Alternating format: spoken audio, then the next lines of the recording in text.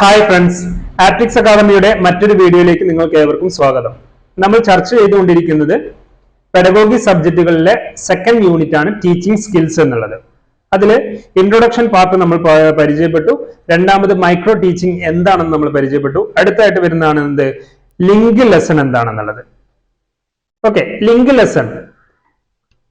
In link lesson, a small content and 3 or 4 teaching skills are taken.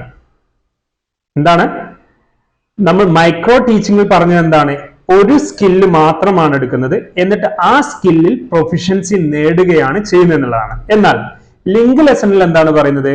3-4 teaching skill എടുക്കുകയാണ്, എന്നിട്ട് അവ ഒരുമിച്ച് ഉപയോഗിക്കാനുള്ള പാകമായി അല്ലെങ്കിൽ ഒരുമിച്ച് ഉപയോഗിക്കാൻ പാകമാക്കി മാറ്റുക എന്നുള്ളതാണ്. അതായത് മൈക്രോ ടീച്ചിങ് കഴിഞ്ഞാൽ നെക്സ്റ്റ് സ്റ്റേജ് ആണ് എന്തെന്ന് പറയുന്നത്, ലിങ്ക് ലെസൺ എന്ന് പറയുന്നത്.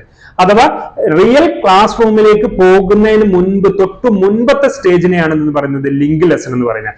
അഥവാ മൈക്രോ ടീച്ചിങ് കഴിഞ്ഞ ഉടനെ വരുന്ന സ്റ്റേജിനെയാണ് എന്ന് പറയുന്നത് ലിങ്ക് ലെസൺ എന്ന് പറയുന്നത്. ടീച്ചിങ് പ്രോസസ്സിൽ നമ്മൾ എടുത്തു നോക്കുമ്പോൾ first micro teaching, second link lesson, 3 last real class room എന്ന് പറയുന്നത്.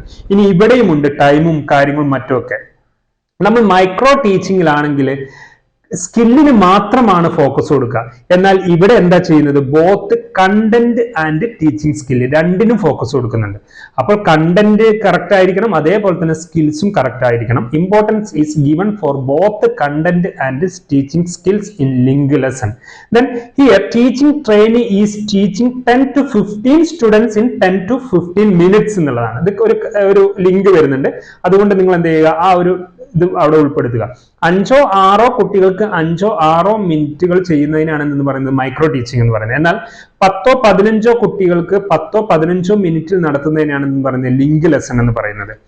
Then in this way, if we give few teaching classes to the teacher trainee to take link lessons, and then if we send to class teaching, then it will be more useful.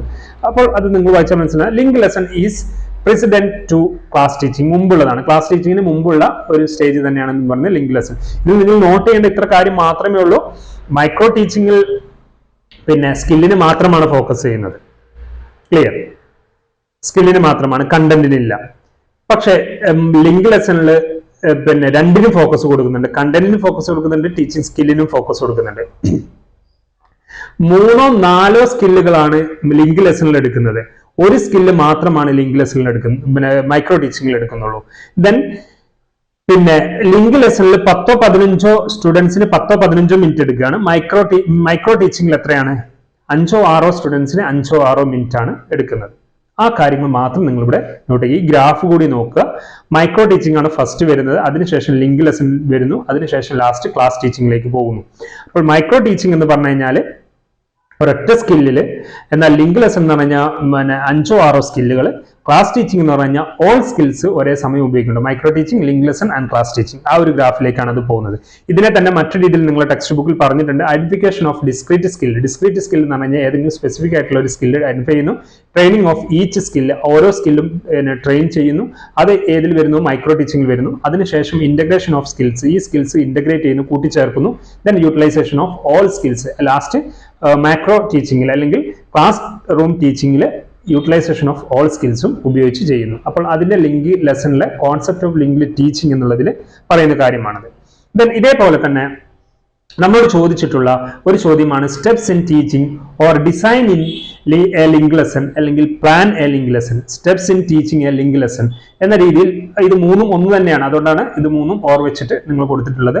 Link ലെസന്റെ steps അല്ലെങ്കിൽ designing അല്ലെങ്കിൽ planning എന്താണെന്നുള്ളത് ചോദിച്ചാൽ നിങ്ങൾ ഈ കാര്യങ്ങൾ മാത്രമാണ് എഴുതേണ്ടത്. 1 by 1 ആയിട്ട് എഴുതുക. വായിച്ചാൽ മനസ്സിലാകുന്ന കാര്യം തന്നെയാണ്, എങ്കിലും ഈ പോയിന്റ്സുകൾ നിർബന്ധമായിട്ട് നിങ്ങൾ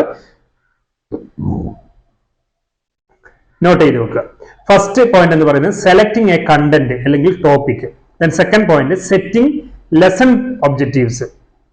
then third one resource materials needed. ഏതൊക്കെ തരത്തിലുള്ള റിസോഴ്സ് ആണ് ആ സെറ്റ് ചെയ്ത ഒബ്ജക്റ്റീവ് അല്ലെങ്കിൽ ലെസണിൽ നമ്മൾ ഉപയോഗിക്കേണ്ടത്. Then fourth one content outline. Then fifth one teaching skills used. എന്തൊക്കെ ടീച്ചിങ് സ്കിൽസ് ആണ് യൂസ് ചെയ്തിട്ടുള്ളത്. Then instructional procedures. ഇങ്ങനെ 6 എണ്ണമാണ് ലിങ്ക് ലെസന്റെ സ്റ്റെപ്സ് ആയിട്ട് എടുത്ത് പറയുന്നത്, ഡിസൈനിൽ ഉൾപ്പെടുന്നത് അല്ലെങ്കിൽ പ്ലാനിങ്ങിൽ ഉൾപ്പെടുത്തുന്നത്. അതിൽ last one instructional objectives. Instructional objective procedures എന്ന് പറഞ്ഞു കഴിഞ്ഞാൽ എന്താണെന്ന്, ക്ലാസ് റൂമിൽ പോയിട്ട് ക്ലാസ് കൊടുക്കുമ്പോൾ ചെയ്യേണ്ട സ്റ്റേജസുകളാണ്. അത് വളരെ ഇമ്പോർട്ടന്റ് ആണ്. ഒരു ക്ലാസ് റൂമിൽ ഇതൊക്കെ നമ്മൾ വീട്ടിൽ നിന്ന് തന്നെ അല്ലെങ്കിൽ പിന്നെ ക്ലാസ് റൂമിൽ തൊട്ട് മുൻപേ ചെയ്യുന്ന കാര്യങ്ങളാണ്. ഏതെന്ന് പറഞ്ഞാൽ selecting A content, setting A lesson objective, resource materials needed എന്തൊക്കെയാണ്, ഇതിന്റെ content outline, teaching skill used എന്തൊക്കെയാണ് എന്നുള്ളത് ഇതൊക്കെ ഒരു ക്ലാസ് റൂമിലേക്ക് പോകുന്നതിന് മുൻപേ അല്ലെങ്കിൽ ആ ടീച്ചിങ് റൂമിലേക്ക് പോകുന്നതിന് മുൻപേ ചെയ്യുന്നതാണ്. പക്ഷേ ഇൻസ്ട്രക്ഷണൽ ഒബ്ജക്റ്റീവ് എന്ന് പറഞ്ഞാൽ ക്ലാസ് റൂമിൽ പോയാൽ ചെയ്യേണ്ട കാര്യങ്ങളാണ്. ഫസ്റ്റ് നമ്മൾ മോട്ടിവേറ്റ് ചെയ്യണം, അതിനുശേഷം പ്രസന്റേഷന്റെ മാനർ സെറ്റ് ചെയ്യണം, അതിനുശേഷം ഇന്ററാക്ഷൻ നടത്തണം, അതിനുശേഷം ആ കുട്ടികൾ കേട്ട കുട്ടികളുടെ റിഫ്ലക്ഷൻ എടുക്കണം, ദെൻ സമ്മിങ് അപ്പ് നടത്തണം. ഈ ഒരു പ്രോസസ്സിലൂടെ 5 പ്രോസസ്സിലൂടെ ആയിരിക്കണം ഇൻസ്ട്രക്ഷണൽ പ്രൊസീജിയേഴ്സ് ഫോളോ ചെയ്യേണ്ടത്. എങ്കിലാണ് ഒരു ടീച്ചിങ് വളരെ പെർഫെക്റ്റ് ആണെന്ന് പറയാൻ കഴിയുക. ഈ പ്രോസസ്സുകൾ വളരെ ഇമ്പോർട്ടന്റ് ആണ്. സോ നമ്മൾ മൈക്രോ ടീച്ചിങ് എന്താണ്, ലിങ്ക് ലെസൺ എന്താണെന്നുള്ളത് നമ്മൾ നോട്ട് ചെയ്ത് പറഞ്ഞതാണ്. അടുത്തായിട്ട് നമ്മൾ നോക്കുന്നതാണ് macro teaching or class room teaching എന്നുള്ളത്. അപ്പോൾ ഈ മാക്രോ ടീച്ചിങ്ങും അല്ലെങ്കിൽ ക്ലാസ് റൂം ടീച്ചിങ് എന്താണെന്ന് പറയുമ്പോൾ നമ്മൾ കമ്പയർ ചെയ്ത് പഠിക്കുന്നത് നന്നായിരിക്കും. അഥവാ മൈക്രോ ടീച്ചിങ്ങും ലിങ്ക് ലെസണും മാക്രോ ടീച്ചിങ്ങും ഇങ്ങനെ കമ്പയർ ചെയ്തുകൊണ്ട് നിങ്ങൾ പഠിച്ചു കഴിഞ്ഞാൽ നിങ്ങൾക്ക് വളരെ പെട്ടെന്ന് അത് ഗ്രാസ്പ് ചെയ്യാൻ പറ്റും. എന്നിട്ട് നിങ്ങളുടെ ടെക്സ്റ്റ് ബുക്കിൽ അതിനെക്കുറിച്ച് ഡീറ്റെയിൽഡ് ആയിട്ട് 1 by 1 ആയിട്ട് നിങ്ങൾക്ക് എന്ത് ചെയ്തിട്ടുണ്ട്, എന്താണ് മൈക്രോ ടീച്ചിങ്, എന്താണ് മാക്രോ ടീച്ചിങ്, അവ തമ്മിലുള്ള കമ്പാരിസൺ നിങ്ങൾ ടെക്സ്റ്റ് ബുക്കിൽ വ്യക്തമായിട്ട് പറഞ്ഞു തന്നിട്ടുണ്ട്. ഈ ഡിഫറൻസ് നിങ്ങൾ അറിഞ്ഞു കഴിഞ്ഞു കഴിഞ്ഞാൽ അത് നിങ്ങൾക്ക് വേഗം തന്നെ ആൻസർ ചെയ്യാൻ പറ്റുന്നതാണ്. പക്ഷേ ഈ ഒരു 4 ഞാൻ അതിൽ നിന്ന് സെലക്ട് ചെയ്ത് പറയുക മാത്രമാണ് ചെയ്യുന്നത്. വളരെ കാതലായിട്ടുള്ള ഒരു 4 പോയിന്റ്സുകൾ മാത്രമാണ് ഞാൻ എന്ത് ചെയ്യുന്നത് ഇവിടെ ലിസ്റ്റ് ചെയ്യുന്നത്. അതിൽ നോട്ട് ചെയ്യുക. ഒന്നാമത്തെ മൈക്രോ ടീച്ചിങ് ആണ്, രണ്ടാമത്തെ ലിങ്ക് പ്രാക്ടീസ് അല്ലെങ്കിൽ ലിങ്ക് ലെസൺ ആണ്, മൂന്നാമത്തെ മാക്രോ ടീച്ചിങ് ആണ്. അതിൽ ഫസ്റ്റ് പോയിന്റ് വരുന്നത് ലെസ് ദാൻ 20 സ്റ്റുഡൻസ് എന്നുള്ളതാണ് മൈക്രോ ടീച്ചിങ്ങിൽ പറയുന്നത്. അത് കോമൺ ആയിട്ട് എടുത്ത് പറയുമ്പോൾ 20 ലെസ് ദാൻ 20 സ്റ്റുഡൻസ് എന്നുള്ളതാണ്. നമ്മൾ സ്പെസിഫിക് ആയിട്ട് പറയുന്നത് 5 or 6 സ്റ്റുഡൻസ് എന്നുള്ളതാണ് മൈക്രോയിൽ വരുന്നത്. 5 or 6 എന്ന് തന്നെ നിങ്ങൾക്ക് അവിടെ സ്പെസിഫൈ ചെയ്യാം. പക്ഷേ ചില ടെക്സ്റ്റ് ബുക്കിൽ കമ്പാരിസൺ ഒക്കെ എടുത്ത് പറയുകയാണെങ്കിൽ ചിലപ്പോൾ 20 സ്റ്റുഡൻസിൽ കുറവ് എന്നുള്ളത് പറയും. അപ്പോൾ അത് കൺഫ്യൂസ്ഡ് ആവേണ്ടെന്ന് വിചാരിച്ചാൽ 5 or 6 സ്റ്റുഡൻസ് തന്നെ നിങ്ങൾ അവിടെ പറഞ്ഞാൽ മതി. ഇനി ലിങ്ക് പ്രാക്ടീസ് അല്ലെങ്കിൽ ലിങ്ക് ലെസണിൽ പറയുന്നത് എന്താണ്, 10 or 15 സ്റ്റുഡൻസ് എന്നുള്ളതാണ്. മാക്രോ ടീച്ചിങ്ങിലാണെങ്കിലോ 40 മുതൽ 60 സ്റ്റുഡൻസ് എന്നാണ്. അതായത് റെഗുലർ ക്ലാസ് റൂമിലുള്ള സ്റ്റുഡൻസിന്റെ സ്ട്രെങ്ത് ആണ് മാക്രോ ടീച്ചിങ് എന്ന് പറയുന്നത്, അതായത് ക്ലാസ് റൂം ടീച്ചിങ് എന്ന് പറയുന്നത്.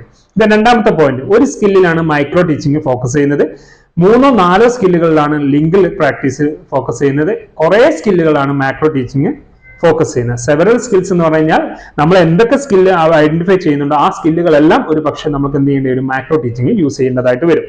ദെൻ 5 മുതൽ 7 മിനിറ്റ് വരെയാണ് മൈക്രോ വരുന്നത്, 10 മുതൽ 15 മിനിറ്റ് വരെയാണ് ലിങ്ക് പ്രാക്ടീസ് വരുന്നത്, 30 മുതൽ 40 മിനിറ്റ് വരെയാണ് മാക്രോ ടീച്ചിങ് വരുന്നത്.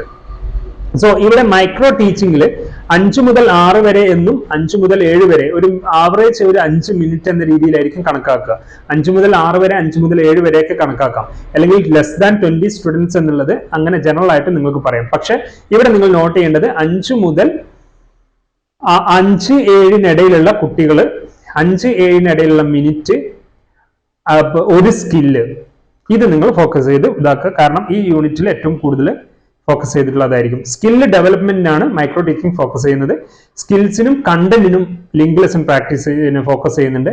ക്ലാസ്സിലെ മൊത്തം കാര്യങ്ങൾക്കും എന്ത് ചെയ്യുന്നുണ്ട്, മാക്രോ ടീച്ചിങ് ഫോക്കസ് ചെയ്യുന്നുണ്ട്, ക്ലാസ് റൂം മൊത്തം.